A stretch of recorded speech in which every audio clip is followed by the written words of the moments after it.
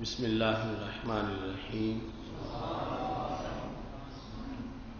رب اشرح لی صدری ویسر لی امری واحلل عقدۃ من لسانی یفقہوا قولی. الحمد للہ وحدہ والصلاة والسلام علی من لا نبی بعدہ وعلی آلہ واصحابہ الذین اوفوا عہدہ. اما بعد فاعوذ باللہ من الشیطان الرجیم. بسم اللہ الرحمن الرحیم. وقال ربکم ادعونی استجب لکم. صدق اللہ العظیم وصدق رسولہ النبی الکریم الامین. ان اللہ وملائکتہ یصلون علی النبی یا ایہا الذین آمنوا صلوا علیہ وسلموا تسلیما. الصلاۃ والسلام علیک یا سیدی یا رسول اللہ وعلی آلک واصحابک یا حبیب اللہ. مولاي صل وسلم دائما ابدا علی حبیبک خیر الخلق کلہم منزہ عن شریک فی محاسنہ فجوہر الحسن فیہ غیر منقاسم. محمد تاج رسل اللہ قاطبۃ محمد صادق الاقوال والکلم. محمد ذکرہ روح لانفسنا محمد شکرہ فرد علی الامم. رب صل وسلم دائما ابدا علی حبیبک خیر الخلق کلہم. اللہ تبارک و تعالی جل جلالہ وعم نوالہ واتم برہانہ وعظم شانہ وجل ذکرہ وعز اسمہ کی حمد و ثنا. اور حضور سرور کائنات مفخر موجودات زینت بزم کائنات دستگیر جہاں غم گسار زمان سید سروران حامی بے قسم قائد المرسلین خاتم النبیین احمد مجتبیٰ جناب محمد مصطفیٰ صلی اللہ علیہ وآلہ وصحابہ وبارک وسلم کے دربار گہر بار میں ہدیہ درود السلام عرض کرنے کے بعد رب ذوالجلال کا کروڑوں بار شکر ہے کہ اس نے ہمیں چوتھا عقیدہ توحید سیمینار نہایت ہی آسن طریقے سے منعقد کرنے کی توفیق عطا فرمائی ہے. خالق کائنات جل جلالہ سے دعا ہے کہ رب ذوالجلال ہمیں عقیدہ توحید و رسالت کو بیان کرنے کی مزید توفیق عطا فرمائے. اور رب ذوالجلال ہماری اس تحریک کو جو اصلاح عقیدہ، اصلاح عمل، اصلاح معاملہ اور اصلاح نظام کی تحریک ہے، اللہ ہمیں اس کو مزید مؤثر بنانے کی توفیق عطا فرمائے. اور خالق کائنات جل جلالہ جتنے دوستوں نے اس عظیم سیمینار کے انعقاد میں کوشش کی ہے سب کو اجر عظیم عطا فرمائے. اور تمام شرکاء کو اپنی طرف سے خصوصی فضل و رحمت عطا فرمائے. قرآن مجید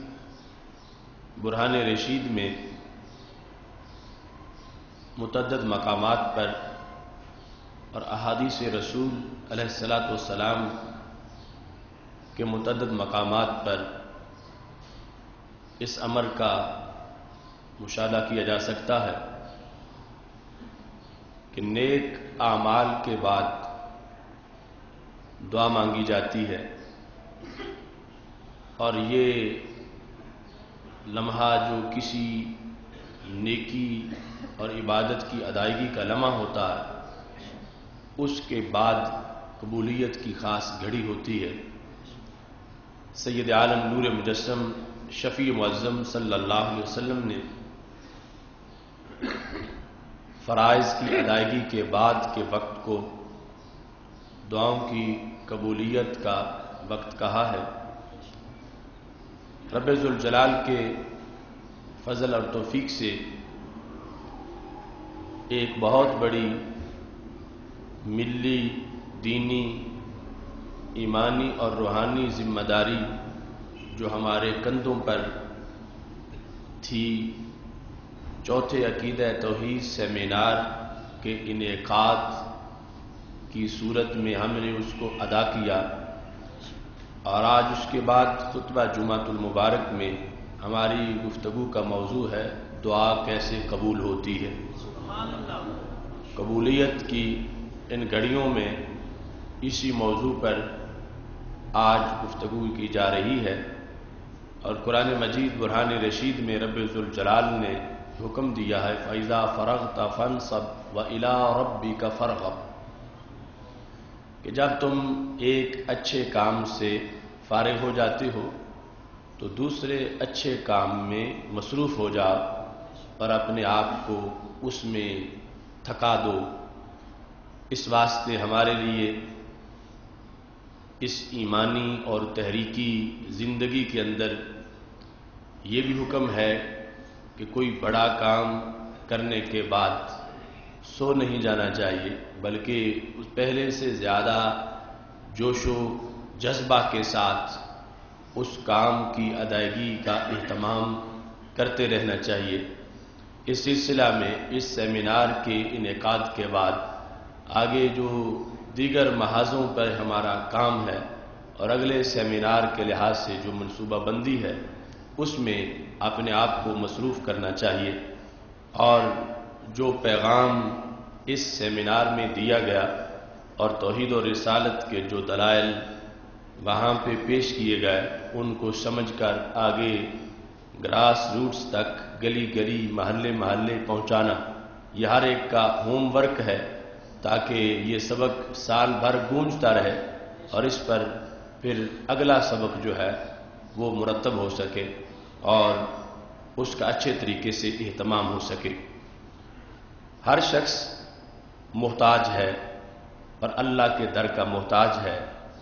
ہر شخص کو ہر وقت کئی حاجتیں ہیں، کئی ضرورتیں ہیں، کئی بیماریوں سے رہائی، کئی دکھوں سے نجات اس کے دل کا تقاضا ہے، اور دعا ایسا ذریعہ ہے کہ جس کی وجہ سے اللہ کی رحمت پہنچتی ہے، اگرچہ وہ ایسی ذات ہے جو اس سے نہ مانگے اسے بھی عطا فرما دیتی ہے، لیکن جب اس سے دعا کی جاتی ہے تو وہ خوش ہوتا ہے کہ میرے بندے مجھ سے مانگ رہے ہیں، اور پھر وہ جھولیاں بھر دیتا ہے۔ ہر شخص کو اس بات کی تلاش ہے کہ میری دعا قبول ہو، کہ مجھے پتہ چلے کہ دعا کیسے قبول ہوتی ہے۔ قرآن و سنت میں اس سلسلہ میں جو رہنمائی ہے وہ کسی ایک خطبہ میں ان تمام دلائل کا تذکرہ نہیں ہو سکتا، لیکن آج چند دلائل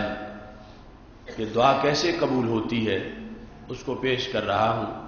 جو ہم میں سے ہر ایک کی زندگی کے لیے اہم موضوع ہے، اور رب ذوالجلال کے سامنے اپنی درخواست پیش کرنا اور پھر اللہ کی رحمتوں کی امید رکھ کے اللہ کی رحمتوں کا انتظار کرنا اور رحمتوں کے حصول سے خوش ہونا، یہ ہر شخص کی، ہر مومن کی ایک فطری عادت ہے اور کیفیت ہے۔ اس سلسلہ میں سید عالم نور مجسم شفیع معظم صلی اللہ علیہ وسلم کے فرامین ہمارے سامنے موجود ہیں۔ قرآن مجید برہان رشید میں رب ذوالجلال نے فرمایا وقال ربکم ادعونی استجب لکم، اور کہا تمہارے رب نے مجھ سے دعا کرو میں تمہاری دعا کو قبول کروں گا۔ حضرت کعب احبار رضی اللہ تعالیٰ عنہ کہتے ہیں کہ یہ منصب صرف انبیاء کرام علیہ السلام کا ہوا کرتا تھا، پہلی امتوں میں صرف امت کے نبی کی یہ شان تھی کہ اللہ اس پیغمبر کو کہتا تھا ادعو استجب لک، تو مانگ میں تجھے دوں گا، میرے پیغمبر تم مجھ سے مانگو میں تمہاری دعا کو قبول کروں گا۔ یہ کسی امتی کی شان نہیں تھی کہ رب خود کہے کہ مانگو میں دوں گا، اگرچہ وہ ویسے نوازتا ہے، لیکن یہ کہلوا کے دعا کروا کے اس انداز میں کہ مانگو میں تمہیں دوں گا، یہ صرف رب ذوالجلال انبیاء کرام علیہ السلام سے فرماتا تھا، لیکن یہ اس امت کی شان ہے رسول اللہ صلی اللہ علیہ وسلم کی نسبت کی بنیاد پر کہ خالق کائنات نے کتاب لا ریب میں سب کے لیے اعلان کر دیا،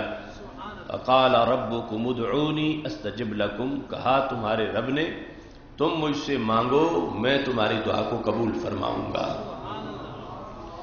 دعا کی قبولیت کے لحاظ سے یہ امت باقی امتوں سے ممتاز امت ہے۔ اس کی جو امتیازی شانیں ہیں ان میں سے ایک شان یہ بھی ہے کہ رب ذوالجلال نے اس امت کو یہ منفرد قسم کا کوٹا دعا کے لحاظ سے بھی عطا فرمایا۔ سید عالم نور مجسم شفیع معظم صلی اللہ علیہ وسلم حضرت سلمان فارسی رضی اللہ تعالی عنہ کے پاس سے گزر رہے تھے، وَهُوَ يَدْعُو فِي دُبُرِ الصَّلَاةِ، اور وہ نماز ادا کر کے دعا مانگ رہے تھے۔ جب ہمارے آقا صلی اللہ علیہ وسلم نے حضرت سلمان رضی اللہ تعالی عنہ کو دعا مانگتے دیکھا تو فرمایا یا سلمان لَكَ حَاجَةٌ إِلَىٰ رَبِّكَ، اے سلمان کیا رب کی طرف تمہاری کوئی حاجت ہے، کوئی اس وقت ضروری کام ہے جو کروانا چاہتے ہو، اور اس دعا کا کوئی خصوصی موضوع ہے جو اس وقت تم دعا مانگ رہے ہو؟ یہ ان کو بات سمجھانے کے لیے سوال تھا، ورنہ جو عرش سے ماورا کی خبریں دیتے ہیں حضرت سلمان کے دل کو سمجھنا کہ یہ کوئی مسئلہ نہیں تھا۔ سوال اس لیے کیا تاکہ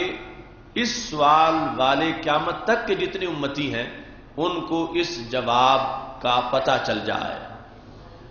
حضرت سلمان رضی اللہ تعالی عنہ نے کہا نعم یا رسول اللہ صلی اللہ علیہ وسلم، ہاں یا رسول اللہ صلی اللہ علیہ وسلم، میں ویسے دعا نہیں مانگ رہا، میری ایک حاجت ہے، میرا ایک کام ہے جس کے پیش نظر میں دعا مانگ رہا ہوں۔ تو سید عالم نور مجسم شفیع معظم صلی اللہ علیہ وسلم نے طریقہ بتایا کہ پھر تمہاری دعا قبول کیسے ہوگی، تمہارا ایک ضروری کام ہے تو اس کے لیے تم ایک طریقہ اختیار کرو، اس طرح دعا مانگو تاکہ تمہاری دعا قبول ہو جائے۔ تو یہ قیامت تک کی امت کے لیے تعلیم تھی کہ ہر بندے کی کوئی نہ کوئی حاجت ہے، ہر بندہ دعا مانگ رہا ہے، ہر بندہ چاہتا ہے کہ میری دعا قبول ہو جائے۔ تو رسول اللہ صلی اللہ علیہ وسلم نے اسی طرح زندگی کے ظاہری حیات کے ہر لمحے میں قیامت تک کے لوگوں کو نوازا کہ جو سامنے تھے ان سے پوچھ کے ان کو بتایا تاکہ قیامت تک کے لوگ یہ سنیں اور یاد رکھیں اور انہیں پتہ چلے کہ میں چونکہ اللہ کے دربار کا نمائندہ ہوں، میں ان کو بتاؤں کہ رب کیسے دعا کو قبول فرماتا ہے۔ تو سید عالم نور مجسم شفیع معظم صلی اللہ علیہ وسلم نے ارشاد فرمایا فقدم بین یدی دعائک ثناء علی ربک، پھر اپنی دعا سے پہلے اپنے رب کی ثنا کرو۔ تم چاہتے ہو کہ تمہاری حاجت پوری ہو اور تمہاری دعا قبول ہو جائے تو تم اپنی دعا سے پہلے اپنے رب کی ثنا کرو۔ وصفہ کما وصف نفسہ، اور پھر اللہ کی یوں صفت بیان کرو جیسے اس نے خود اپنی صفت بیان کی ہے۔ اور تیسرے نمبر پہ فرمایا وَسَبِّحْهُ تَسْبِيحًا وَتَحْمِيدًا وَتَهْلِيلًا، اور پھر اللہ کی تسبیح کرو، تسبیح پڑھو اور تسبیح بیان کرو۔ یہ چیزیں سید عالم نور مجسم شفیع معظم صلی اللہ علیہ وسلم نے دعاؤں کی قبولیت کے لیے بیان فرمائی کہ سلمان تم چاہتے ہو کہ تمہاری دعا قبول ہو تو پھر 3 کام کرو۔ پہلے نمبر پہ ثنا، دوسرے نمبر پر اللہ کی صفتوں کا بیان جیسے اس نے خود کیا، اور تیسرے نمبر پر مجموعی طور پر حکم جو تھا وہ تسبیح، تحمید اور تہلیل کا حکم کہ تسبیح بھی کرو، تحمید بھی کرو اور تہلیل بھی۔ اب اس پر جو سوال آج ہمارے ذہنوں میں پیدا ہونا تھا حضرت سلمان رضی اللہ تعالیٰ عنہ نے اسی وقت کر دیا کہ ثنا سے مراد کیا ہے، ثنا کیسے کریں، اللہ کی صفتوں کا بیان کیسے کریں، کیونکہ ویسے تو اللہ تعالیٰ کا کوئی نام بھی لیں اللہ کے ناموں میں سے اسے رحمان کہیں، رحیم کہیں، کریم کہیں، خبیر کہیں، علیم کہیں، یہ ساری اس کی شانوں کا بیان ہے۔ تو یا رسول اللہ صلی اللہ علیہ وسلم، آپ نے جو 3 حکم دیے ان پر عمل کرنے کے لیے سپیشل کون سا ذکر ہے؟ کس انداز میں پہلے ہم اللہ کی ثنا کن لفظوں سے کریں، اللہ کے وصف کیسے بیان کریں، اور پھر تسبیح و تحمید و تحلیل کا انداز کیسے ہو؟ تو سید عالم نور مجسم شفیع معظم صلی اللہ علیہ وسلم سے حضرت سلمان نے پوچھا، کیف اقدم ثناءہ یا رسول اللہ صلی اللہ علیہ وسلم، میں رب کی ثنا پہلے کیسے کروں؟ تو میرے محبوب علیہ الصلوۃ والسلام نے فرمایا، تقرأ فاتحۃ الکتاب ثلاثا، 3 بار سورہ فاتحہ پڑھو۔ یہ ثنا پڑھنے کا طریقہ کہ رب کی ثنا کیا ہے، ورنہ تم 3 مرتبہ دعا مانگنے سے پہلے سورہ فاتحہ شریف پڑھو، اور پھر فرمایا فَإِنَّهَا ثَنَاءُ اللَّهِ تَعَالَى، یہ فاتحہ رب کی ثنا ہے، تو دعا مانگنے سے پہلے تم 3 بار سورہ فاتحہ پڑھو۔ اس کے بعد قال فَكَيْفَ أَصِفُهُ یا رسول اللہ صلی اللہ علیہ وسلم، پھر میں رب کی صفت کیسے بیان کروں؟ اگرچہ سورہ فاتحہ میں بھی صفتیں تو موجود ہیں، رحمان بھی صفت ہے، رحیم بھی صفت ہے، مالک یوم الدین بھی صفت ہے، اور یہ دیکھو یہ صحابہ کرام رضی اللہ تعالی عنہ کا ہم پہ احسان ہے، اگر وہ نہ سوال کرتے تو علم کیسے پھیلتا؟ انہوں نے پوچھا ہے اور ہر بات ہمارے لیے اس کی آسانی پیدا کر دی ہے۔ تو نبی اکرم نور مجسم شفیع معظم صلی اللہ علیہ وسلم سے پوچھا، یا رسول اللہ صلی اللہ علیہ وسلم، اللہ کی ثنا کے بعد اللہ کی صفات کے بیان کا طریقہ کیا ہے، وہ کیسے کروں؟ تو ہمارے آقا صلی اللہ علیہ وسلم نے ارشاد فرمایا، تقرأ سورۃ الصمد ثلاثا، پھر 3 مرتبہ سورہ اخلاص پڑھو، قل هو اللہ احد، 3 مرتبہ سورہ اخلاص پڑھو۔ تو اب یہ کتنی آسانی ہے، فاتحہ بھی سب کو آتی ہے، سورہ اخلاص بھی سب کو آتی ہے۔ میرے آقا صلی اللہ علیہ وسلم نے ان کو یہ بتایا، فَإِنَّهَا صِفَةُ اللَّهِ وَصَفَ بِهَا نَفْسَهُ، چونکہ شرط یہ تھی صفت اللہ کی یوں بیان کرنی ہے جیسے اس نے خود اپنی صفت بیان کی۔ ویسے تو بندہ اپنے طرف سے جتنے اچھے انداز میں اللہ کی شانیں بیان کرنا شروع کر دے، مگر شرط یہ تھی دعا کی قبولیت کے لیے ضروری ہے کہ صفت اللہ کی یوں بیان کرو جیسے اس نے خود اپنی صفت بیان کی ہے۔ تو میرے نبی علیہ الصلوۃ والسلام سے جب پوچھا گیا، فرمایا یہ سورہ اخلاص تم پڑھو 3 مرتبہ۔ یہ کیا ہے؟ فرمایا انہا صفات اللہ وصف بہا نفسہ، یہ وہ صفت ہے جو رب ذوالجلال نے خود اپنی صفت بیان فرمائی۔ اس کے بعد حضرت سلمان فارسی رضی اللہ تعالیٰ عنہ نے پوچھا، فَكَيْفَ أُسَبِّحُ یا رسول اللہ صلی اللہ علیہ وسلم، جو تسبیح تحمید اور تحلیل کا آپ نے حکم دیا وہ کیسے ہوگا، اس پہ عمل کیسے ہو سکتا؟ تو ہمارے آقا صلی اللہ علیہ وسلم نے فرما دیا، قل، تم یہ کہو، سبحان اللہ والحمد للہ ولا الہ الا اللہ واللہ اکبر۔ فرمایا یہ پڑھو، سبحان اللہ والحمد للہ ولا الہ الا اللہ واللہ اکبر، جس میں تسبیح بھی ہے، تحمید بھی ہے، حمد اور تحلیل بھی ہے، اللہ کی الوہیت کا تذکرہ، الوہیت، معیار الوہیت جو عقیدہ توحید میں ہم بیان کرتے ہیں۔ تو فرمایا ثم تسأل حاجتک، جب یہ بات مکمل ہو جائے تو پھر اللہ سے اپنی حاجت کا سوال کرو۔ تو کتنا خوبصورت طریقہ ہے سید عالم نور مجسم شفیع معظم صلی اللہ علیہ وسلم کی طرف سے جو بیان کیا گیا، اور پیش نظر صرف حضرت سلمان نہیں تھے، قیامت تک کے اہل ایمان تھے کہ لوگوں کو تلاش ہوگی کہ ہمیں پتا چلے کہ دعا کیسے قبول ہوتی ہے۔ اگرچہ پڑھنے والے کی زبان کا ایک اپنا انداز ہے، اپنا ایک مرتبہ ہے، اس کی اللہ کے دربار میں ایک اپنی ویلیو ہے، یعنی اللہ کے دربار میں کچھ لوگ ایسے ہیں چپ بیٹھے ہوں پھر بھی اللہ ان کی وجہ سے اوروں کو بھی نواز دیتا ہے، لیکن قیامت تک کے ہر صاحب ایمان کے لیے سید عالم نور مجسم شفیع معظم صلی اللہ علیہ وسلم نے ایک طریقہ بتا دیا کہ کوئی یہ نہ کہے کہ محبوب دنیا سے تشریف لے گا اور ہمیں یہ پتہ ہی نہیں چل سکا کہ دعا کیسے کرنی ہوتی ہے، قبول کیسے ہوتی ہے۔ تو میرے نبی علیہ الصلوۃ والسلام نے فرمایا ترکتکم علی ملۃ بیضاء لیلھا کنہارھا، میں تمہیں روشن ملت پہ چھوڑ کے جا رہا ہوں جس کی رات بھی اتنی روشن ہے جتنا کہ دن روشن ہوتا ہے۔ تو یہ مقدس طریقہ سید عالم نور مجسم شفیع معظم صلی اللہ علیہ وسلم نے بیان کیا ہے، اور اس کے اندر یہ آسانی ہے کہ سب کو فاتحہ شریف بھی آتی ہے، سورہ اخلاص بھی آتی ہے، اور بعد والے کلمات جو ہیں وہ بھی سب کو آسان ہیں، سبحان اللہ والحمد للہ ولا الہ الا اللہ واللہ اکبر، یہ کلمات ادا کر کے اس کے بعد جو دعا مانگنی ہے وہ دعا مانگی جائے، اللہ کا فضل ہوگا، خالق کائنات جل جلالہ اس دعا کو قبول فرمائے گا۔ اس کے ساتھ سید عالم نور مجسم شفیع معظم صلی اللہ علیہ وسلم نے ایک دوسرے مقام پر اسی موضوع پہ گفتگو کرتے ہوئے ہمارے آقا صلی اللہ علیہ وسلم نے دعا کی قبولیت کے لحاظ سے حکم فرمایا۔ یہ پہلی روایت جو حدیث پیش کی وہ تنبیہ الغافلین میں تھی، اور دوسری جو ہے وہ نسائی شریف اور ابو داؤد شریف میں ہے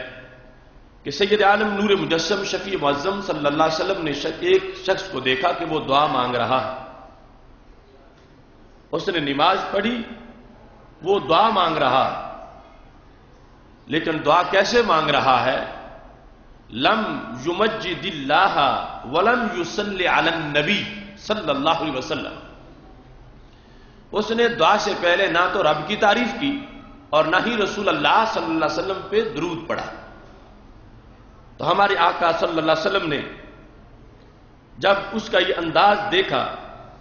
فقال رسول اللہ صلی اللہ علیہ وسلم عجلت ایھا المصلی، اے نمازی تم نے بڑی جلد بازی کی ہے، تم بڑے جلد باز ہو، تم نے دعا مانگنے میں بڑی جلد بازی کی ہے۔ ثم علمہم رسول اللہ صلی اللہ علیہ وسلم، پھر نبی اکرم نور مجسم شفیع معظم صلی اللہ علیہ وسلم نے طریقہ بتایا کہ یوں دعا مانگنی ہوتی ہے کہ پہلے اللہ کی ثنا کرنی ہوتی ہے، پھر مجھ پہ درود پڑھنا ہوتا، اور مجھ پہ درود پڑھ کے پھر دعا مانگنی ہوتی ہے۔ تو سید عالم نور مجسم شفیع معظم صلی اللہ علیہ وسلم نے پھر ایک موقع پر ایک شخص کو دیکھا، سامع رسول اللہ صلی اللہ علیہ وسلم رجلا یصلی فمجد اللہ وحمدہ وصلی علی النبی صلی اللہ علیہ وسلم، اس نے اللہ کی تعریف بھی کی اور سید عالم نور مجسم شفیع معظم صلی اللہ علیہ وسلم پہ درود بھی پڑھا۔ تو جب ہمارے آقا صلی اللہ علیہ وسلم نے اس انداز کو دیکھا، فقال رسول اللہ صلی اللہ علیہ وسلم ادعو، تو جب فرما تو دعا مانگ تیری قبول کر لی جائے، ادعو تو جب کہ تمہاری جو تم مانگ رہے ہو اسے قبولیت کا تاج پہنایا جائے گا، وصل تعطا، تو سوال کر تجھے عطا کر دیا جائے گا۔ تو سید عالم نور مجسم شفیع معظم صلی اللہ علیہ وسلم نے اس حدیث شریف میں جو صحیح میں موجود ہے اس چیز کو واضح کیا کہ رب ذوالجلال کی ثنا کے ساتھ میری ذات پہ درود بھی پڑھو، اور درود کی وجہ سے بھی قبولیت کے دروازے کھلیں گے اور خالق کائنات جل جلالہ دعا کو قبول فرما لے گا۔ اس بنیاد پر سید عالم نور مجسم شفیع معظم صلی اللہ علیہ وسلم کی ذات بابرکات پر درود پڑھنا دعا کے پہلے اور دعا کے بعد، یہ قبولیت دعا کے لیے جو طریقے ہیں ان طریقوں میں سے اہم طریقہ ہے۔ اور یہاں پر ابو سلیمان دارانی کہتے ہیں من اراد ان یسأل اللہ حاجتہ فلیبدأ بالصلاۃ علی النبی صلی اللہ علیہ وسلم ثم یسأل حاجتہ، کہ جو شخص یہ چاہتا ہے کہ میری حاجت پوری ہو جائے تو رب ذوالجلال سے جب وہ دعا مانگنے لگے تو کہتے ہیں فلیبدأ بالصلاۃ علی النبی صلی اللہ علیہ وسلم، اسے دعا کا آغاز درود سے کرنا چاہیے۔ رب ذوالجلال کے محبوب حضرت محمد مصطفیٰ صلی اللہ علیہ وسلم کے دربار پر آپ کی ذات پہ درود بھیجنا چاہیے۔ ثم یسأل حاجتہ، پھر رب سے اپنی حاجت مانگے۔ ثم یختم بالصلاۃ علی النبی صلی اللہ علیہ وسلم، پھر دعا کے اختتام میں بھی درود پڑھے، دعا کے آغاز میں بھی درود پڑھے، دعا کے اختتام پہ بھی درود پڑھے۔ فإن اللہ عز وجل یقبل الصلاتین وہو اکرم من ان یدع ما بینہما، فرمایا اللہ دونوں درودوں کو قبول فرمائے گا، جو شروع میں پڑھا اس کو بھی قبول کرے گا اور جو بعد میں درود ہے اس کو بھی قبول کرے گا۔ تو کہنے لگے اللہ تعالیٰ کی یہ شان نہیں کہ جانبین کی دو چیزوں کو قبول کر لے اور بیچ والی کو چھوڑ دے اور اس کو مسترد کر دے، فرمایا ایسا نہیں ہوگا۔ جب وہ جانبین والوں کی دو چیزوں کو قبول کرے گا تو جو ان کے بیچ میں ہے رب اسے بھی قبول فرما لے گا۔ اس واسطے انہوں نے کہا کہ قبولیت دعا کے لیے یہ ہے کہ اس کے اول آخر میں درود ہوگا، تو درود کی وجہ سے رب ذوالجلال اس دعا کو قبول فرما لے گا۔ سید عالم نور مجسم شفیع معظم صلی اللہ علیہ وسلم کی نسبت سے دعا مانگنا اور آپ کے وسیلے سے دعا مانگنا، اس کے لحاظ سے حضرت علی الخواص کہتے ہیں اذا سألتم اللہ حاجتا فاسألوہ بمحمد صلی اللہ علیہ وسلم، کہ جب تم اللہ سے حاجت چاہو تو اسے رسول اللہ صلی اللہ علیہ وسلم کے صدقے چاہو۔ فاسألوہ بمحمد صلی اللہ علیہ وسلم، تو نبی اکرم نور مجسم شفیع معظم صلی اللہ علیہ وسلم کے توسل سے چاہو، سرکار دو عالم صلی اللہ علیہ وسلم کے وسیلے سے چاہو، آقا صلی اللہ علیہ وسلم کے نام کے صدقے رب ذوالجلال کے دربار میں دعا کرو۔ جس طرح کے پہلے وسیلے والی بحث میں نابینا صحابی کی وہ حدیث وہ پہلے ہم پیش کر چکے ہیں، جو خود طریقہ نبی اکرم نور مجسم شفیع معظم صلی اللہ علیہ وسلم نے بیان فرمایا، اس کے اندر یہ بتایا کہ تم رب سے میرا نام مانگ لے کر سوال کرو اور اللہ تمہاری حاجت کو پورا فرما دے گا۔ اس مقام پر انہوں نے اس کتاب کے اندر جس کا نام لواقح الانوار القدسیہ ہے، اس کے صفحہ نمبر 201 پر اس طریقے کو لکھا، کہتے ہیں یہ یوں کہو اللہم انا نسألک بحق محمد صلی اللہ علیہ وسلم ان تفعل لنا کذا، اے اللہ ہم تجھ سے حضرت محمد مصطفیٰ صلی اللہ علیہ وسلم کے صدقے یہ دعا مانگتے ہیں کہ آپ ہمارے لیے اے اللہ آپ یہ کام یوں کر دیں۔ یاد رکھیں رب ذوالجلال کے دربار میں دعا اپیل ہے، التجا ہے، وہ آرڈر نہیں، وہ حکم نہیں۔ خالق کائنات جل جلالہ کے دربار میں ایک التجا ہے جو التجا کے انداز میں ہونی چاہیے، اور یہاں پر لفظ استعمال کیا حق کا، اور حق کا لفظ جب رب ذوالجلال کے بارے میں بولا جائے تو اس کا معنی کرم ہوتا ہے اور صدقہ ہوتا ہے۔ جس طرح کے سیاستہ میں حدیث شریف موجود ہے کہ دعا کا انداز کہ اے اللہ ہم تجھ سے جو سائلین کا تجھ پہ حق ہے ہم اس کی وجہ سے دعا مانگتے ہیں، تو رب ذوالجلال پر یوں حق کہ اس پر کچھ واجب ہو، اللہ پر کچھ واجب نہیں ہے، اس کی مرضی ہے، جو چاہے کرے جو چاہے نہ کرے۔ تو یہاں پر جو حق کا لفظ استعمال ہوتا ہے اس کا معنی ہوتا ہے، چونکہ حدیث صحیح میں وہ استعمال کیا گیا ہے، اس کا معنی ہوتا ہے ذمہ کرم، اس کا معنی ہوتا ہے طفیل، اس کا معنی ہوتا ہے وسیلہ۔ اس انداز میں جہاں جیسے یہاں لفظ حق محمد صلی اللہ علیہ وسلم استعمال کیا گیا کہ سید عالم نور مجسم شفیع معظم صلی اللہ علیہ وسلم کی اے اللہ تیرے ذات میں جو تیرے دربار میں جو ویلیو ہے، مرتبہ ہے اور مقام ہے، اس مرتبہ و مقام کے صدقے، اس ویلیو کی وجہ سے وہ عزت جو تو نے اپنے محبوب علیہ السلام کو دی ہے، یہ میرا کام کر دے۔ اور خالق کائنات جل جلالہ اس وسیلے کی برکت کی وجہ سے چاہتا ہے تو خصوصی فضل و کرم شامل حال فرما دیتا ہے۔ انہوں نے لکھا فَإِنَّ لِلَّهِ مَلَكَ، جب کوئی بندہ نبی علیہ السلام کے وسیلے سے دعا مانگتا ہے تو ایک اللہ کا فرشتہ ہے، وہ کیا کرتا ہے؟ یبلغ ذالک لرسول اللہ صلی اللہ علیہ وسلم، وہ دعا اللہ کے دربار میں لے جانے سے پہلے سرکار کے دربار میں لے جاتا، وہ نبی اکرم نور مجسم شفیع معظم صلی اللہ علیہ وسلم کو وہ دعا پہنچاتا ہے۔ اور یہ پہلے ہم وضاحت کر چکے ہیں کہ اس کا یہ مطلب نہیں کہ سرکار خود سنتے نہیں، جیسے اللہ کے دربار میں پہنچانے کا یہ مطلب نہیں کہ خود اللہ سن نہیں رہا، مطلب یہ ہے کہ دعا کا مقام بڑا ہے اور اللہ کے دربار کا مقام بڑا ہے، اور یہ فرشتوں کی ڈیوٹی ہے کہ وہ نور کے تھالوں میں رکھ کے یہ نوری کلمات پہنچاتے ہیں۔ اب جس وقت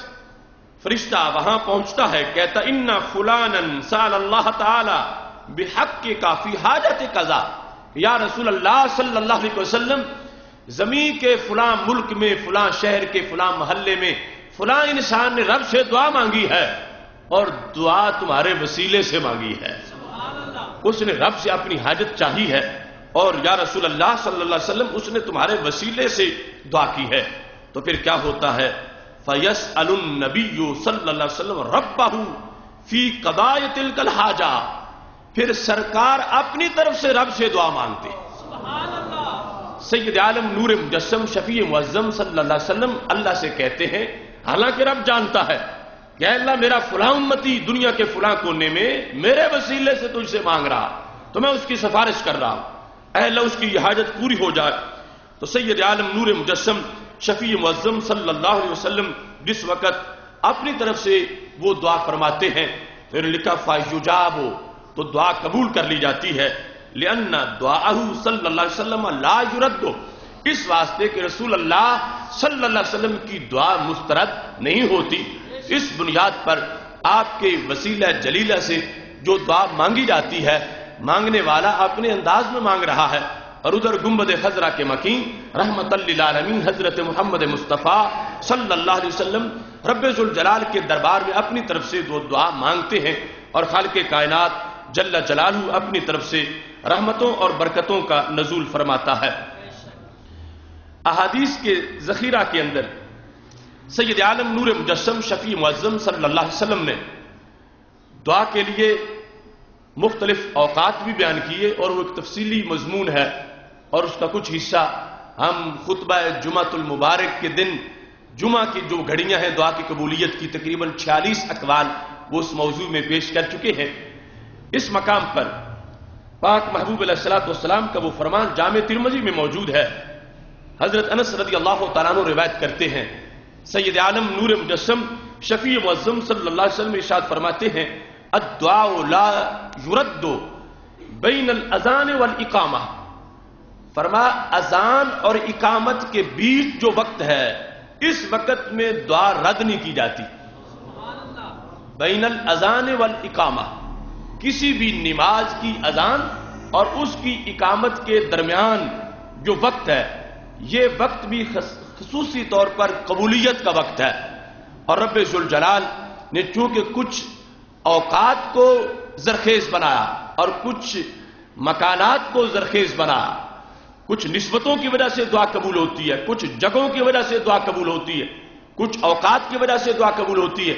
جس طرح وہ حضرت جابر رضی اللہ تعالیٰ عنہ مسجد فتح میں جا کر اس جگہ بیٹھ کر دعا مانگتے ہیں جو امام بخاری رحمۃ اللہ علیہ نے ادب المفرد میں جس کو لکھا کہ جہاں کبھی نبی علیہ السلام نے دعا مانگی تھی اور پھر اس وقت میں کہ جس وقت میں نبی علیہ السلام نے دعا مانگی تھی وہ سمجھتے ہیں کہ وہ وقت بھی عظیم ہو گیا ہے اور وہ جگہ بھی عظیم ہو گئی ہے۔ اس بنیاد پر وہ کہتے ہیں میں جب بھی دعا مانگتا ہوں ہاتھ نیچے بعد میں ہوتے ہیں، میری دعا قبول پہلے ہو جاتی ہے۔ تو یہاں پر انسانی زندگی میں روزانہ جو اوقات آتے ہیں، اقامت اور اذان کے درمیان جو وقت ہے،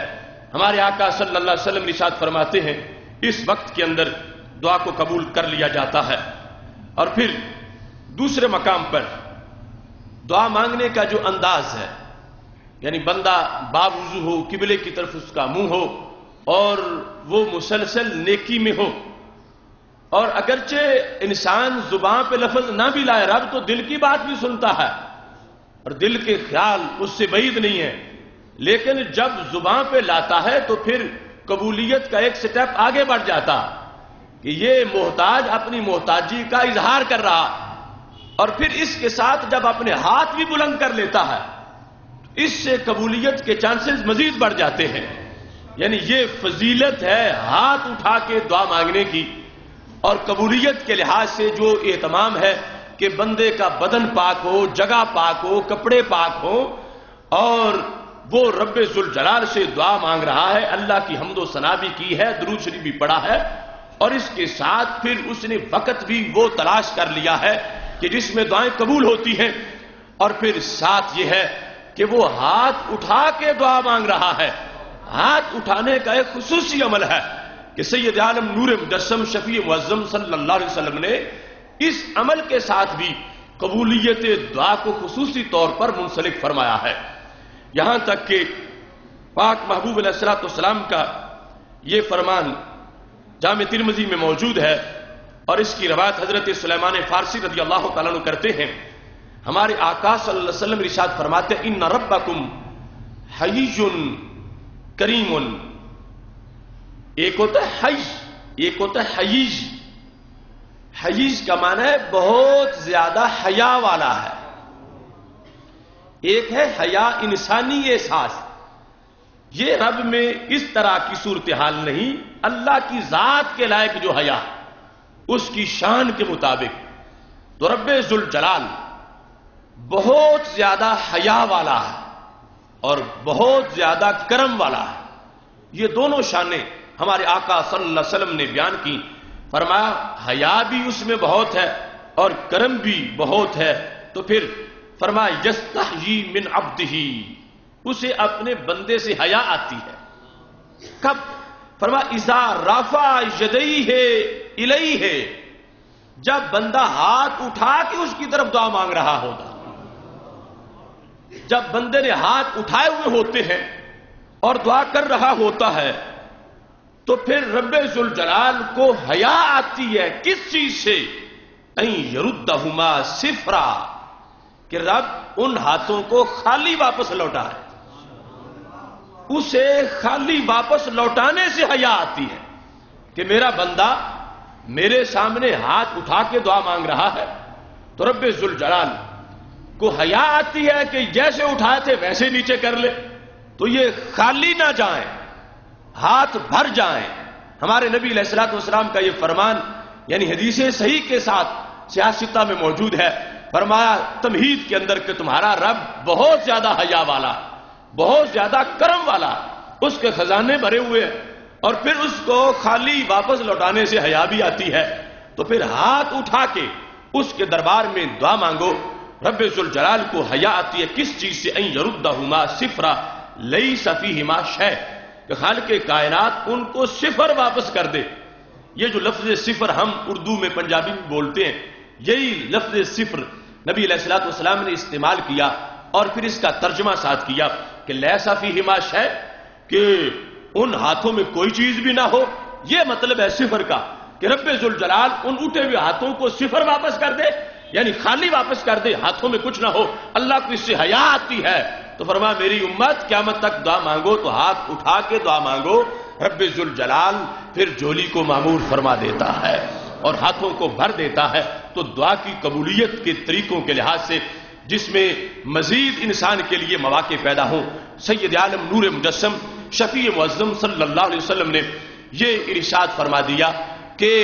یوں مانگو، ہاتھ اٹھا کے مانگو تو خالق کائنات جل جلالہ اپنی رحمت سے تمہیں مالا مال فرما دے گا.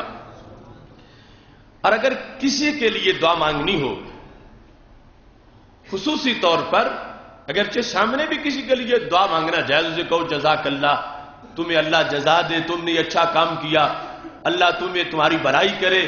تمہارے غم دور ہو جائیں. لیکن قبولیت کے لحاظ سے جو خصوصی کوٹا ہے اس کا ذکر کرتے ہوئے ہمارے آقا صلی اللہ علیہ وسلم نے ارشاد فرمایا، جو صحیح مسلم شریف میں حدیث شریف موجود ہے، کہ جس وقت ایک بندہ ایسے انداز میں دعا کرتا ہے کہ اس کے ساتھ رب ذوالجلال ایک فرشتے کی ڈیوٹی لگا دیتا کہ وہ فرشتہ یہ تو دعا مانگ کے چپ ہو جاتا ہے، وہ فرشتہ چپ نہیں کرتا، وہ فرشتہ مسلسل رب سے کہتا رہتا اے اللہ اس نے یہ دعا مانگی، اس کی یہ دعا قبول کر لے. تو یہ کتنا انسان کے لیے اس کے لیے آسانی ہے اور تعاون ہے کہ رب ذوالجلال باقاعدہ ایک فرشتے کی ڈیوٹی لگا دیتا ہے. جس نے خود دعا قبول کرنی ہے اس نے فرشتے کی ڈیوٹی بھی لگا دی کہ اس نے جو دعا مانگی ہے تو نے اس کو دہراتے رہنا ہے اور مجھ سے کرتے رہنا ہے. تو خالق کائنات جل جلالہ خصوصی کرم فرماتا ہے. اس کے لحاظ سے ہمارے آقا صلی اللہ علیہ وسلم ارشاد فرماتے ہیں دعوت المرء المسلم لأخیہ بظاہر الغیب مستجابہ، کہ کوئی بندہ غائبانہ اپنے کسی مسلمان بھائی کے لیے جو دعا کرتا ہے وہ دعا قبول ہو جاتی ہے. یعنی سامنے میں تو کئی چیزیں ملوث کر دیتی ہیں انسان کو. ہو سکتا ہے، ضروری نہیں کہ ویسے ہو سکتا ہے اس دعا میں ملاوٹ آ جائے، ریاکاری آ جائے، اس دعا کے اندر دکھلاوا آ جائے کہ یہ سمجھے کہ میں اس کے لیے دعا مانگ رہا ہوں. لیکن جو بظاہر الغیب ہے، غائبانہ کسی کے لیے جو دعا مانگی جاتی ہے کسی مسلمان کے لیے، تو ہمارے آقا صلی اللہ علیہ وسلم ارشاد فرماتے ہیں وہ دعا مستجابہ ہے، وہ دعا قبول ہوتی ہے. کیوں؟ فرمایا میرے محبوب علیہ الصلوۃ والسلام نے عند رأسہ ملک موکل، یہ جو دعا مانگ رہا ہے اس کے سر کے ساتھ ایک فرشتہ ہے جس کو رب ذوالجلال نے معین کر دیا. وہ فرشتہ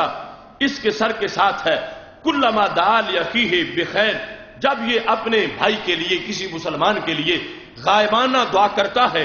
تو قال الملک الموکل بہ آمین ولک بمثل، وہ فرشتہ جس کی رب نے ڈیوٹی لگائی ہوئی ہے جو ہی یہ جملہ بول کے بس کرتا ہے وہ آمین کہتا ہے، وہ فرشتہ آمین کہتا ہے. اب ہمیں آمین کی تلاش ہے. ہم کہتے ہیں ہمارے دعا پہ نمازی آمین کہیں، روزے دار آمین کہیں، حاجی آمین کہیں، ہمارے بزرگ آمین کہیں، جو میں دعا مانگوں وہ کہیں دعا قبول ہو جائے. تو فرشتے کی کتنی متبرک ذات ہے اور کتنا بڑا مرتبہ و مقام ہے جس کا کوئی گناہ ہی نہیں ہے. وہ فرشتہ رب ذوالجلال نے اس کی ڈیوٹی لگا دی ہے کہ جب تم کسی کے لیے دعا مانگو گے، غائبانہ دعا مانگو گے، تو وہ فرشتہ آمین کہے گا. اس واسطے ہمارے نبی علیہ الصلوۃ والسلام نے فرمایا یہ دعا عام دعا نہیں، یہ مقبول دعا ہوتی ہے. بظاہر الغیب جو دعا ہوتی ہے یہ دعا مقبول ہوتی ہے. تو شاید کوئی سوچ رہا ہو کہ بھائی کا جس کے لیے ہم نے مانگی اس کا تو فائدہ ہو گیا اور وہ کاش کہ ہمارے لیے مانگے یا ہمیں اس میں کیا ملے گا. تو ہمارے نبی علیہ الصلوۃ والسلام فرماتے ہیں وَلَكَ بِمِثْلِ، فرشتہ آمین کہہ کے کہتا ہے اللہ جتنا اس کی دعا پر اس کے بھائی کو ملے گا اتنا اسے بھی عطا فرما دے. اس کی یہ ڈیوٹی ہے. وہ آمین بھی کہتا ہے اور دعا مانگنے والے کو کہتا ہے کہ جتنی تو نے اس کے لیے مانگی، غائبانہ جتنی تو نے اس کے لیے مانگی میں تیرے لیے مانگ رہا ہوں. تو یہ انسان کے لیے کتنا مفید ہے کہ اس نے اپنے بھائی کے لیے، اس نے اپنے دوست کے لیے اپنی زبان سے اپنی کیفیت کے مطابق، یہ ایک گناہگار انسان ہے، اس نے دعا مانگی اور ادھر ایک نوری وجود اس کے لیے مانگ رہا.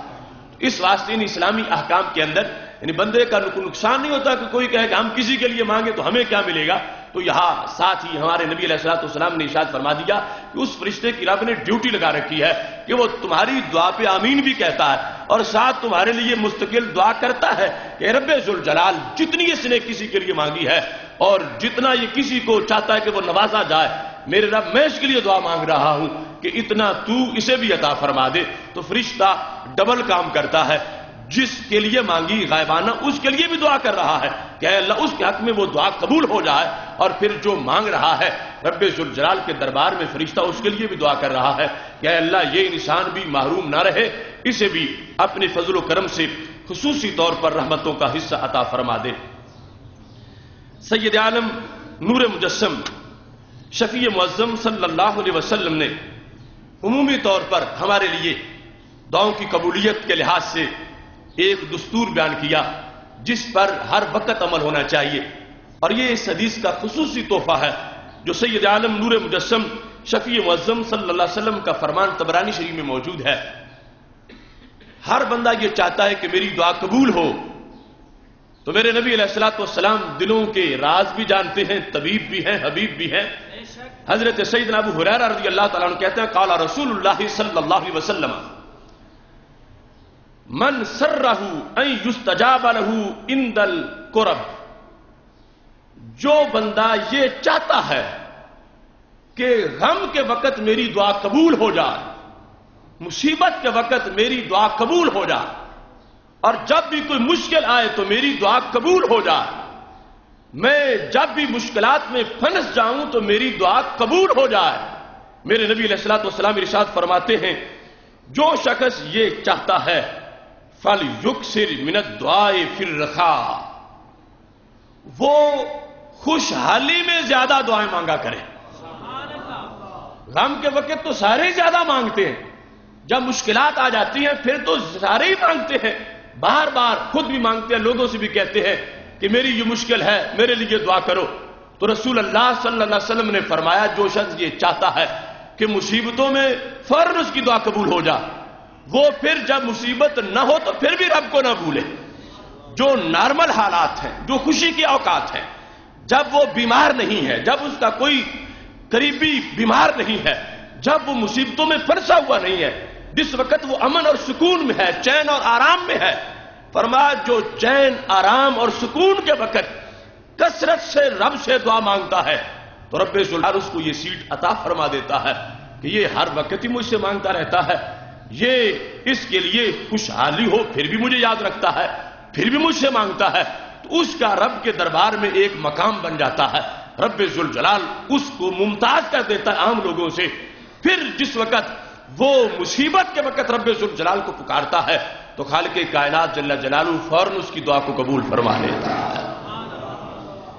اس واسطے رب ذوالجلال سے دعا مانگتے رہنا، دعا کرتے رہنا اور اپنی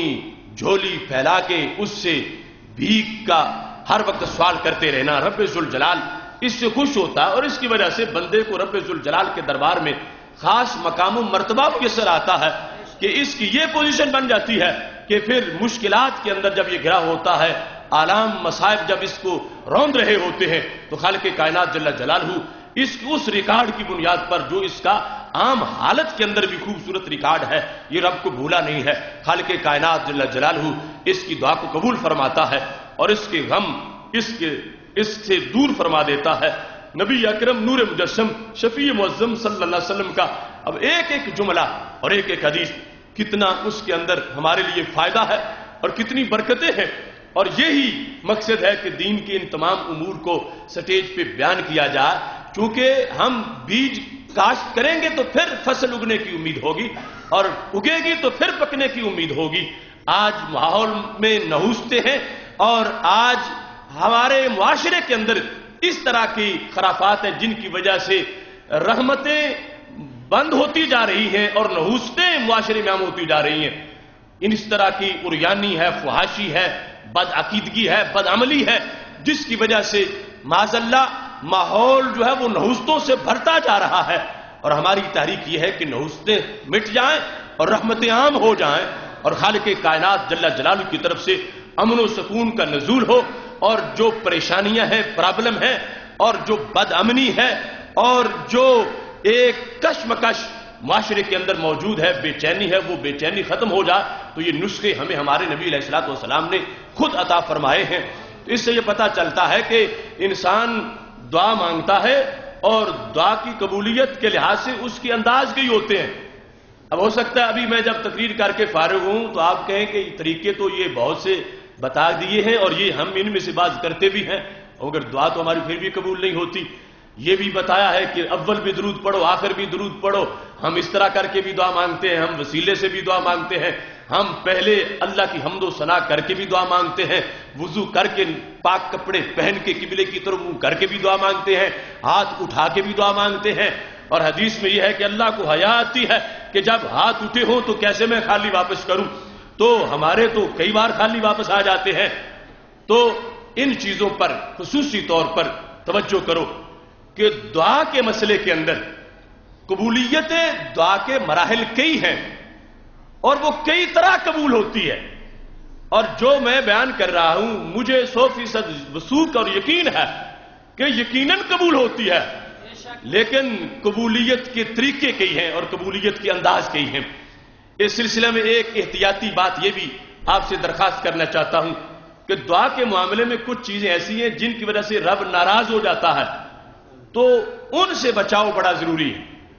ایک یہ ہے کہ دعا مانگتے ہوئے ان شئتا کہنا، ان شئتا۔ دعا میں تم کہتے ہو کہ اے اللہ میں بھوکا ہوں مجھے رزق دے، تو اس کے اندر یوں نہیں کہنا چاہیے کہ اگر تو چاہے تو مجھے رزق دے۔ اس سے پتہ چلتا ہے کہ بندہ اپنی محتاجی کو سائیڈ پہ کر رہا ہے اور یہ کہتا ہے کہ کوئی ضروری تو نہیں ہے میرے لیے۔ تو دعا جو ہے وہ پکے انداز میں مانگنی چاہیے، دعا جو ہے وہ مستحکم انداز میں مانگنی چاہیے، یعنی مجھے میرے رب ضرور عطا فرما، رب ضرور کرم فرما، یعنی اس کے اندر اپنی طرف سے خود اس طرح کی صورتحال بنانا کہ جس میں یہ لگے کہ یہ بندہ کوئی مجبور نہیں ہے اللہ کے دربار کا اور اس کی کوئی بڑی حاجت نہیں ہے، اگر ہو جائے پھر بھی ٹھیک ہے، نہ ہو پھر بھی ٹھیک ہے۔ اپنی طرف سے یہ کہہ رہا ہے کہ جس میں رب ذوالجلال کے لیے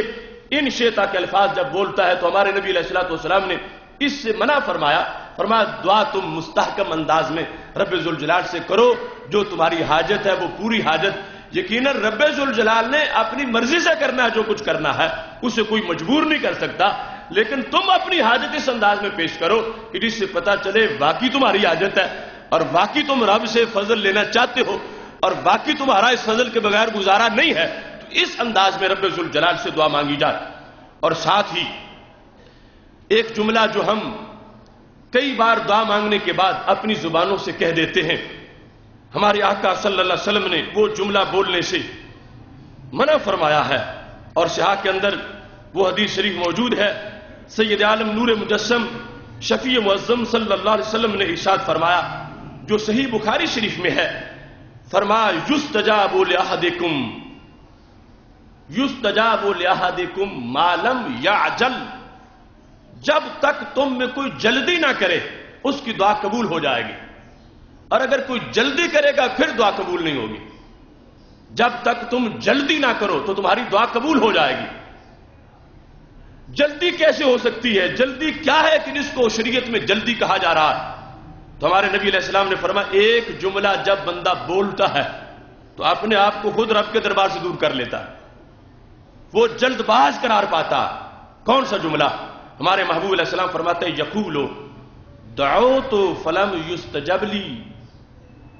یہ کہنا میں نے دعا تو مانگی ہے میری تو قبول ہی نہیں ہوئی۔ اس جملے پر محبوب علیہ السلام نے فرمایا تم پابندی لگا دو کہ اگرچہ 1000 بار مانگی ہے اور تمہیں لگتا ہے کہ مطلب پورا نہیں ہوا، مگر اپنی زبان سے یہ نہ کہو کہ میں نے مانگی ہے میری قبول ہی نہیں ہوئی۔ فرمایا جب تک بندہ جلدی نہ کرے اس کی دعا قبول ہوتی ہے۔ اور جلدی کیا ہے؟ فرمایا جب یہ کہے کہ دعو تو فلم یستجب لی، میں نے دعا مانگی تو میری دعا تو قبول ہی نہیں کی گئی، اس جملے کو جلدی کہا گیا۔ اس جملے کو کہ میں نے دعا مانگی اور میری دعا قبول نہیں کی گئی، ہمارے آقا صلی اللہ علیہ وسلم فرماتے اس پر اللہ ناراض ہوتا، اس جملے کی وجہ سے کہ یہ کہہ رہا ہے کہ میں نے دعا مانگی اور میری دعا قبول نہیں کی گئی، اور فرمایا جب تک تم میں سے کوئی جلدی نہ کرے اس کی دعا قبول ہوتی ہے۔ اور جلدی کرنے کا مطلب کیا بنا کہ یہ کہتے پھرنا لوگوں سے میں نے تو 1000 بار مانگی ہے، میں نے تو بزرگوں سے منگوائی ہے، میں نے تو فلاں جگہ بھی مانگی ہے، میں نے تو سحر کے ٹائم بھی مانگی ہے، میری تو دعا قبول ہی نہیں ہوتی، اس سے رب ناراض ہو جاتا ہے۔ اور فرمایا میرے محبوب علیہ الصلوۃ والسلام نے یہ جملہ کہنے سے بچو، اور کہ جس وقت ایک انسان یہ جملہ بولتا ہے تو اس کی وجہ سے رب ذوالجلال ناراض ہو جاتا ہے۔ باقی فرمایا تم مانگتے رہو، اللہ تبارک و تعالیٰ دعا قبول کرے گا، اس کی نہیں قبول کرے گا کہ جو دعا کے اندر یہ لفظ بول رہا ہے اور کہ میری دعا رب قبول نہیں کرتا۔ اس کو جلدی سے تعبیر کیا گیا، اور بندے کو رب ذوالجلال سے مانگتے ہوئے جلدی نہیں کرنی چاہیے، بلکہ اس انداز میں اسے امید سے رہنا چاہیے کہ میری دعا یقیناً قبول ہونے والی ہے۔ اور پھر دعائیں اللہ تعالیٰ کو حیا آتی ہے کہ کوئی اس کی طرف ہاتھ اٹھا کے مانگے اور وہ ان کو خالی لوٹا دے، تو کوئی یہ نہ سمجھے ہم تو کئی بار ہاتھ اٹھا چکے ہیں اور پھر بھی خالی آتے ہیں، نہیں، قبولیت کے طریقے کئی ہیں۔ ایک وہ چیز ہے جسے تم مفید سمجھتے ہو، اور ایک وہ چیز ہے جو رب کے علم میں تمہارے لیے مفید ہے۔ ہو سکتا ہے کہ جو تم مانگ رہے ہو کہ اے اللہ مجھے دے، وہ تمہیں ملے تو اگلے دن ہی تکبر آ جائے، اگلے دن ہی ریاکاری آ جائے، اگلے دن ہی عبادت میں سستی آ جائے، اگلے دن ہی کوئی ظلم کرنے کا جذبہ پیدا ہو جائے، تو رب ذوالجلال نے تمہاری دعا قبول کر لی ہے، مگر اس ضمن میں جو تمہارے لیے بہتر ہے۔ تم نہیں جانتے کہ بہتر کیا ہے، وہ جانتا ہے کہ بہتر کیا ہے۔ اس بنیاد پر ضروری نہیں کہ قبولیت تمہارے لیے وہ ہو جو تمہارے ذہن میں ہے، اس انداز میں بھی قبولیت ہوتی ہے کہ تم سمجھ رہے ہو کہ قبول نہیں ہوئی اور تمہارے حق میں جو بہتر تھا اس کے ذریعے سے وہ دعا تمہارے لیے قبول ہو چکی ہے۔ اور حدیث شریف میں موجود ہے کہ انسان جتنی بار بھی رب ذوالجلال سے دعا مانگتا ہے، جتنی بار بھی دعا مانگتا ہے، جتنی بار دعا مانگتا ہے، قیامت کے دن ہر دعا کا عوض اس کو جنت میں ملے گا۔ یعنی جن کے بارے میں سمجھ رہا تھا کہ 1000 بار مانگی ہے میری تو قبول ہی نہیں ہوئی، وہ سمجھے کہ ادھر کوٹا بھر چکا ہے، کوئی دعا بھی ضائع نہیں ہے، کوئی بھی فضول نہیں ہے۔ یعنی جو شرعی طریقے سے مانگی گئی اور جو مانگا جا سکتا ہے رب سے وہ اس نے مانگا ہے، اور کوئی ناجائز دعا اس نے نہیں کی۔ ہر دعا ہی فائدہ مند ہے،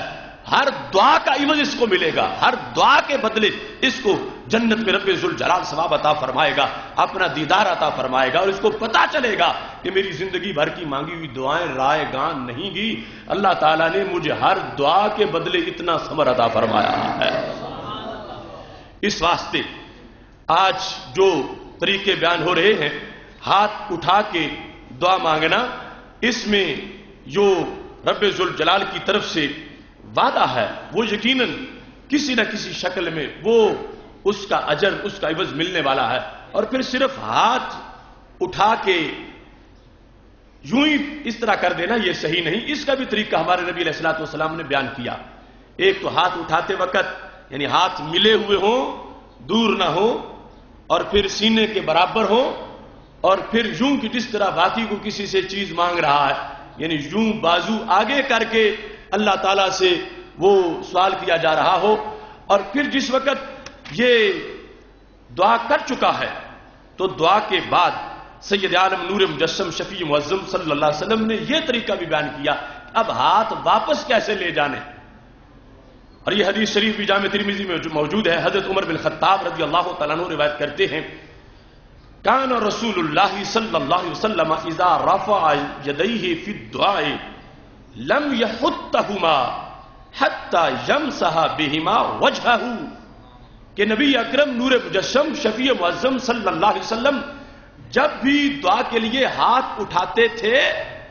تو نیچے نہیں کرتے تھے یہاں تک کہ دونوں ہاتھ چہرے کے ساتھ لگا لیتے تھے، دونوں ہاتھوں کو چہرے پہ مس کرتے تھے۔ تو ہاتھ اٹھانے کا بھی حکم دیا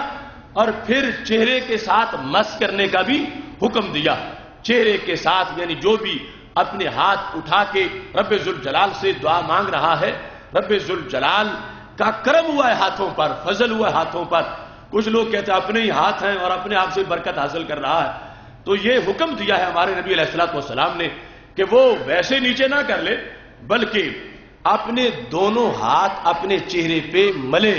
چونکہ حضرت عمر رضی اللہ تعالیٰ عنہ نے رسول اللہ صلی اللہ علیہ وسلم کی یہ سنت فعلی بیان کی ہے کہ پاک محبوب علیہ الصلوۃ والسلام کا سنت طریقہ کیا ہے دعا مانگنے کا۔ اس میں یہ ارشاد فرمایا حتی یمسح بہما وجہہ،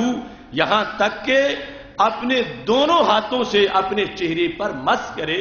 اپنے چہرے پر وہ ہاتھ ملے۔ یہ طریقہ بھی سید عالم نور مجسم شفیع معظم صلی اللہ علیہ وسلم نے بیان فرمایا ہے۔ یہ اس موضوع پر چونکہ پہلے بھی ہمارے 2-3 موضوعات پچھلے سالوں میں ہو چکے ہیں اور ابھی اس کی بہت سی باتیں باقی ہیں، آج کے اس موضوع کے لحاظ سے چند باتیں آپ کے سامنے عرض کی، اور ایک بار پھر آپ تمام حضرات کو چوتھے عقیدہ توحید سیمینار کے انعقاد پر ہدیہ تبریک پیش کرتا ہوں، اور رب ذوالجلال سے دعا مانگ رہا ہوں کہ خالق کائنات جل جلالہ ہمیں مزید توفیق عطا فرمائے، اور وہ نعرہ جو ہم نے وہاں بلند کیا ہر ہر گلی ہر ہر کوچے تک وہ آواز اللہ ہمیں پہنچانے کی توفیق عطا فرمائے۔ اس عقیدہ توحید سیمینار کا جو نیا ترانہ تھا اس کے یہ اشعار ہیں، توحید و رسالت کے دائی ہم کل بھی تھے اور آج بھی ہیں، دین اسلام کے شیدائی ہم کل بھی تھے اور آج بھی ہیں۔